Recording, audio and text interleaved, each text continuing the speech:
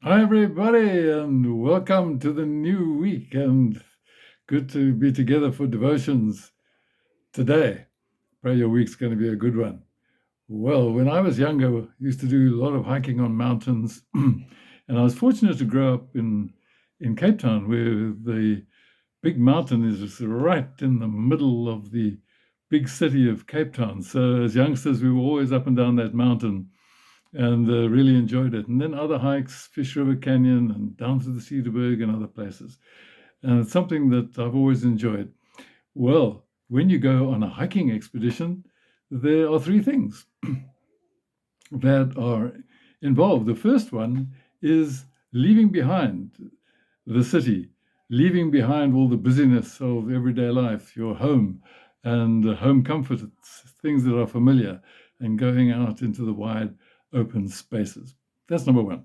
Number two, it means you've got to carry your pack, load it onto your back, and try and be as comfortable as you can with everything that you need inside it. And off you go, carrying all that you need. And number three, you need to follow the path. Either there's a leader who knows the way, who's been there before, or otherwise you've got a good map drawn up by people who have been there before, and you stick to the path. And mostly the hikes were safe and things went well. I remember once when we were going up India Fence underneath the cable station in Cape Town, and we were just trying to find our own way. And as one of the girls was getting up onto one particularly rocky section, her hand slipped and she fell and she was injured. And the mountain rescue guys had to come with their stretchers and carry her down.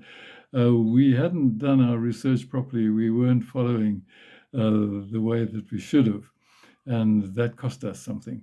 We got off the track, as it were. Well, becoming a Christian, becoming a disciple or a follower of Jesus is a little bit like going on a hike with Jesus. Now, these are some of the words that he said to his disciples. He said in Matthew chapter 16, verse 24, Jesus said to his disciples, "If anyone would come after me, he must deny himself, take up his cross, and follow me. For whoever wants to save his life will lose it, but whoever loses his life for me will find it." Well, it's a little bit like going on those hikes that I was talking about. The first thing is to leave behind those things that get in the way. So Jesus says, deny yourself, which means to disregard or to renounce self. And that means our self-centered way, those things that get in the way of putting Jesus first. And those can be big things in our lives, or sometimes they can be just little habits or little things that we like to do at certain times, but they get in the way of really being fully committed.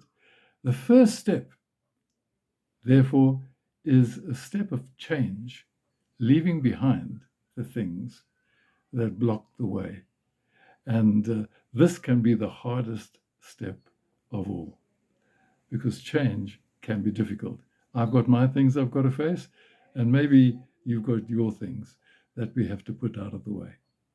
The second thing is that we've got to take up our cross. When we go hiking, we take on the pack because we've got to stay alive. We've got to have what we need for the road. And when we take up the cross, Jesus said, take up your cross means take up the responsibility and the calling of God in your life, in your family, as a wife or a husband or a friend or a daughter or a son or a parent, whatever it may be. In your workplace, God has a purpose for you in the things you do and the way that you do them. In your community, in your church, God has a purpose for you. That is the cross that you are called to carry, the responsibility that you are called to take up, and to ask God to guide you in choosing the things that He is calling you to do.